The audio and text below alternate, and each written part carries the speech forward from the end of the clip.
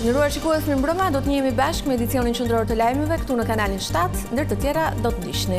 Nga 1 janari 2026 nis rivlerësimi i pronave, ekspertët tregojnë ndryshimet në procesin e ri për sa i takon çmimit të apartamenteve dhe shtëpive me legalizimin.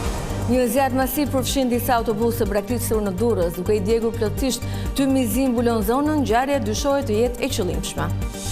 Deputetja e Partisë Demokratike Jurita Tabaku thotë se legitimiteti i qeverisë ka rënë, dosjet e SPAK treguan se krimi ka patur akses në të dhëna shumë sensitive.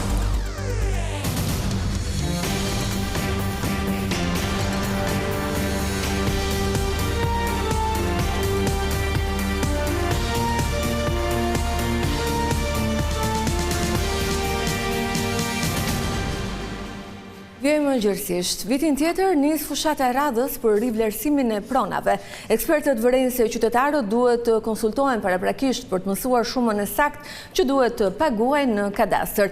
Kjo pasi ka ndryshime në çmimet mes apartamenteve të reja dhe shtëpive që janë me legalizim. Të gjithë ata që kanë një pronë dhe planifikojnë ta shesin vitin e ardhshëm duhet të kenë parasysh se në procesin e rivlerësimit merret përballë çmimi në momentin e legalizimit të pronës.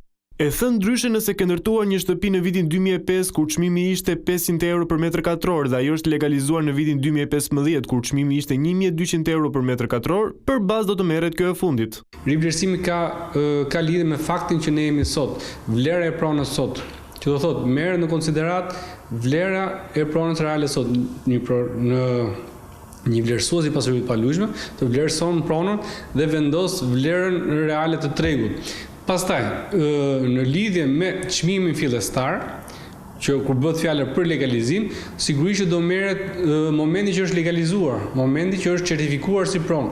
Nuk merret fare për bazë kur ju e keni ndërtuar.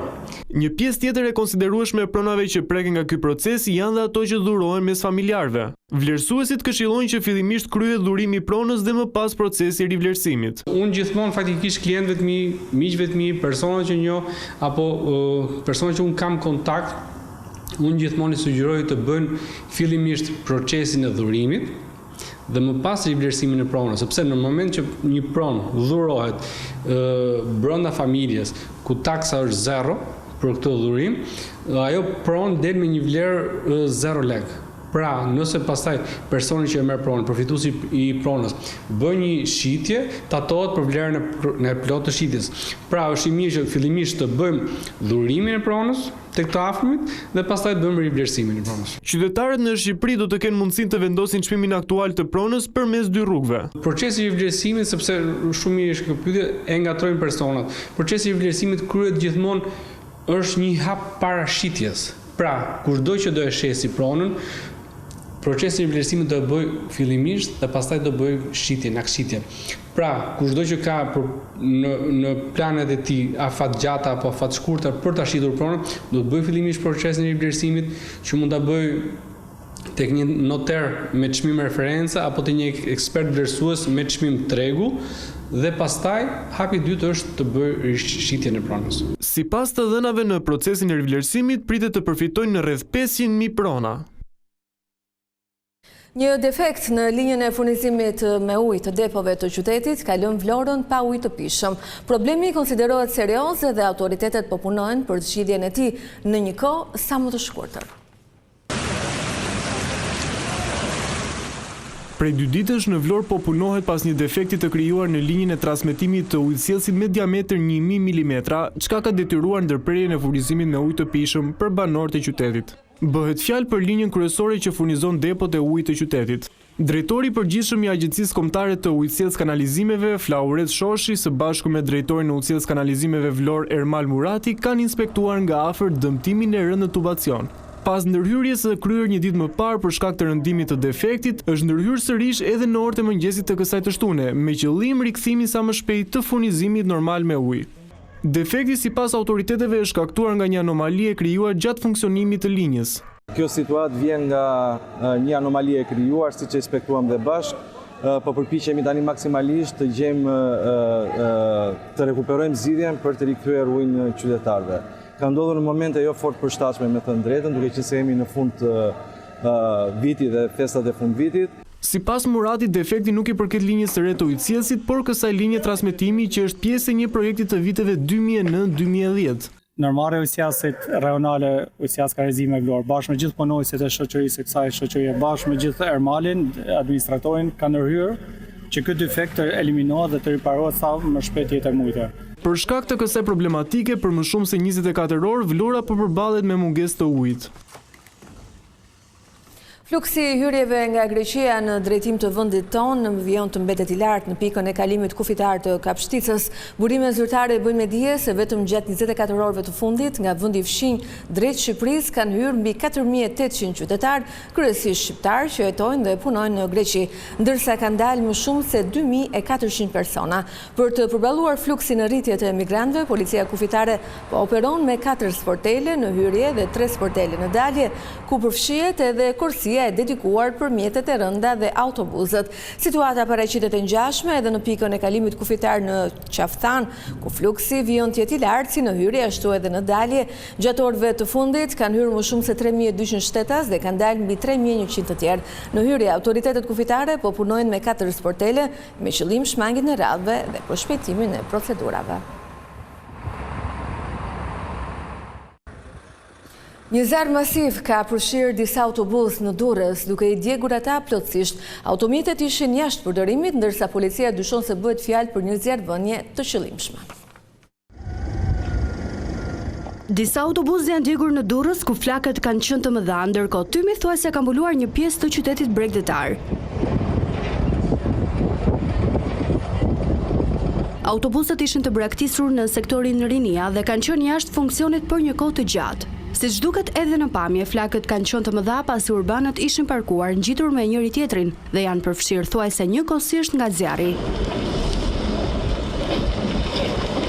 Dyshohet se zjarri nici fillimisht në një prej mjeteve, duke shkaktuar më pas përhapjen e flakëve tek urbanët e tjerë. Në vendngjarje kanë mbërritur forcat zjarrfikse, të cilat punuan për shuarjen e flakëve masive. Për 5 minuta ne kemi vënë në kontroll zjarrin, sepse bën prerjen automatikisht fillimisht bën prerjen e zjarrit dhe pastaj filluam që të bën gradualisht fikën e autobusave të tjerë. Autobusat shifën dhe vetë janë autobusa që nuk janë në përdorim, janë të mbushur me goma, bidona nafte, lëndë plastike të djegshme.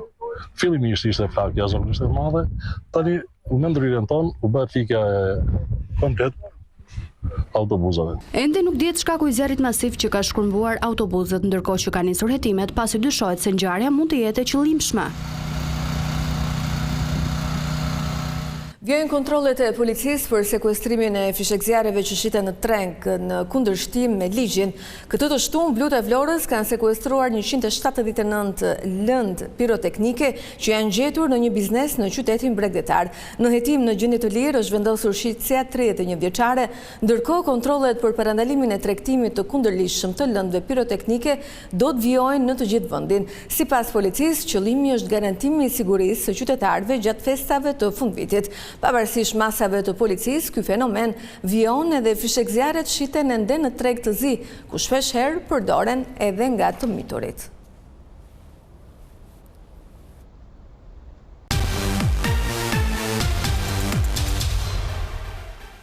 Nga Korça, kreu i Partisë Demokratike Sali Berisha, ku po mban takimin e radhës të foltores, akuzoi sërish kryeministrin Edi Rama për përdorim të pushtetit në favor të interesave të tij. Ai tha se pas ngjarjeve të fundit që SPAK po heton, kryeministri duhet të jap dorëheqjen dhe t'i hap rrugë heqjes së imunitetit të zëvendës kryeministres Belinda Balluku. Ju më keni dëgjuar mua. Sa herë kam laku emrin e Ergys Agasit. Çfarë del tani? A ishte zëvendës kryeministër në hije. Ishte kryeministër në hije. Pse? Sepse atë përdorte Edi Rama për shumicën e krimeve të tij. Akshi, ajo i Albania, futet këshilltari, koordinatori i bandave me 15 vjetor. Me 1.000 euro regjistron biznesin EA Solution me 15 vjetor. Në arkën e tij, në konton e tij 232 milion euro. Pa asnjë shpenzim përveç rrogave të dy vetëve në sipërmarrje. 232 milion euro, pa importue as një maja lapsi, pa shpenzue as dhe një flet format, vetëm duke paguar 2 vetë si përmarrje dhe parat tuaja nga kopshti privati Edi Rams në kontot e tij. Deputetja e Partisë Demokratike Jorita Tabaku thot se dosjet e fundit të SPAK tregojnë shkallën e inkriminimit në nivelet e larta të qeverisë. Sipas saj, çështja e Akshit është e rëndë pasi grupet kriminale kanë patur akses në të dhënat sensitive shtetërore. Për Partinë Demokratike, timet e SPAK-ut për zëvendës kryeministren Belinda Balluku e për tenderat në Agjencinë Kombëtare të Shoqërisë së Informacionit treguan se qeveria Rama nuk ka legitimitetin për të drejtuar vendin. Jorita Tabaku në një intervistë për Vision Plus thekson se 2 dosjet e fundit të prokurorisë posaçme provojnë se Edi Rama ka ndërtuar një sistem të korruptuar. Një sistem i cili duhet rrëzuar, sepse sot qeveria me atë që është ekspozuar nuk ka më as legitimitet, nuk ka më as kartën morale, por nuk i ka më as numrat. Sepse ashtu siç e pam, të gjitha këto fonde, të gjitha këto biznese, të gjitha këto që kanë ndodhur kanë qenë në shërbim të marrjes dhe të zgjedhjeve, të marrjes së një numri sa më të lartë deputetësh.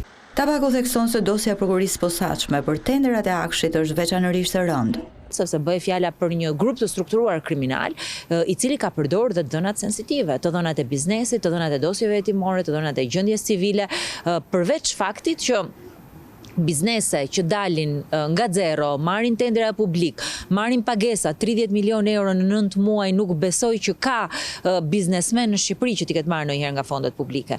Një biznes i cili hapet në shtator dhe deri në janar ka realizuar 2.5 milion euro fitime. Sipas Tabaku, taksa e korrupsionit është bërë taksa më e rëndë në qeverisjen socialiste. Sot 30% e vlerës së tenderave është 1/3 e vlerës së tenderave është pagesë që jepet zyrtarëve. Është pagesë që i shkon ish zëvendës kryeministrit, që i shkon zëvendës kryeministres, që i shkon administratës, që i shkon atyre që menaxhojnë dhe që ndajnë parat publike dhe asetet publike. Jorita Tabaku shpjegon se dosjet e SPAK-ut tashmë faktojnë se korrupsioni në Shqipëri është i përhapur kudo e nuk janë rastet izoluara. As kryetari i Bashkisë Tiranës Erion Veliaj, as Arben Ahmetaj, as dosja e inceneratorëve, as tenderat që lidhen me shëndetësinë e Ilir Beqaj. Ktu kemi përfunduar, unë falenderoj për vëmendjen, bashkë natën e mirë.